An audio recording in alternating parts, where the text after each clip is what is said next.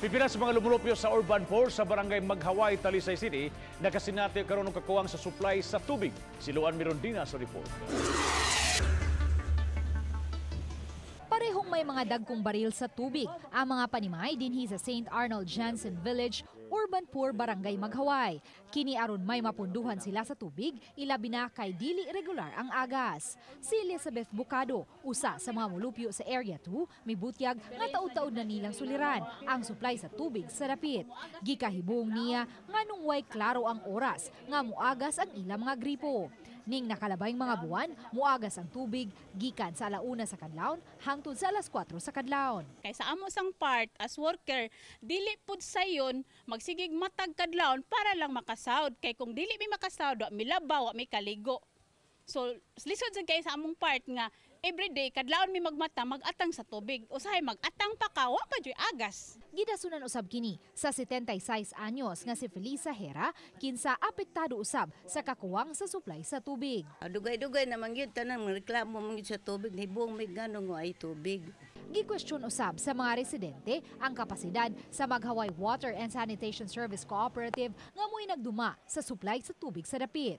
Matod sa mga residente, naumol ang maong kooperatiba tungod sa Urban 4, busa ang ngayon untang prioridad ang pagsupply og tubig kanila ug dili ang pagserbisyo sa mga kasikbit nga barangay sama sa linaw ug tapol. For Urban 4 lang ni siya gyud unta dapat. Gi-appeal na ang Maghaway, naabot naglain nga mga barangay nga ilang gi-supplyan. Ngunang di siya makakaya.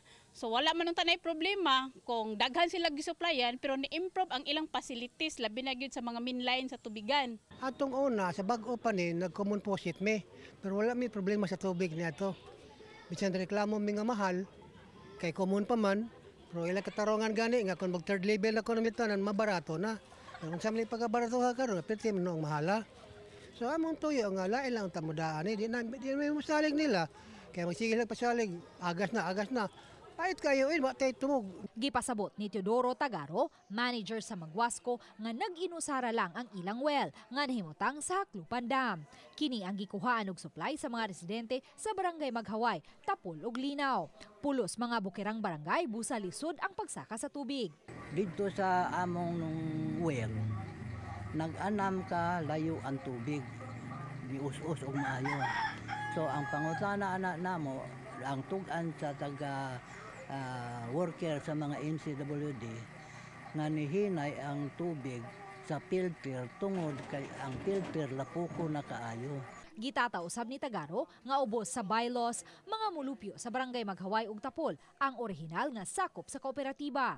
Naa dire sa atong bylaws and constitution nga nagsugod gani sa Barangay Maghaway ug Barangay Tapol.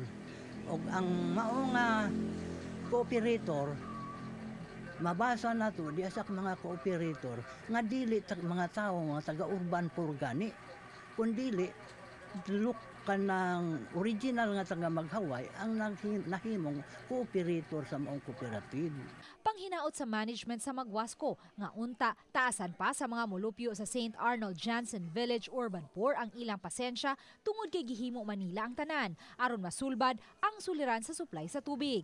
Gipakita sa kadagkuan sa Magwasko ang ikaduhang well nga kasamtangan nilang gitrabaho. Gipaabot na lang nila nga mataod na ang transformer niini ug hayan makaabag na kini aron mas makasaka na ang tubig ug mas mukusog ang pressure. Luan Mirondina, Balitang Masda.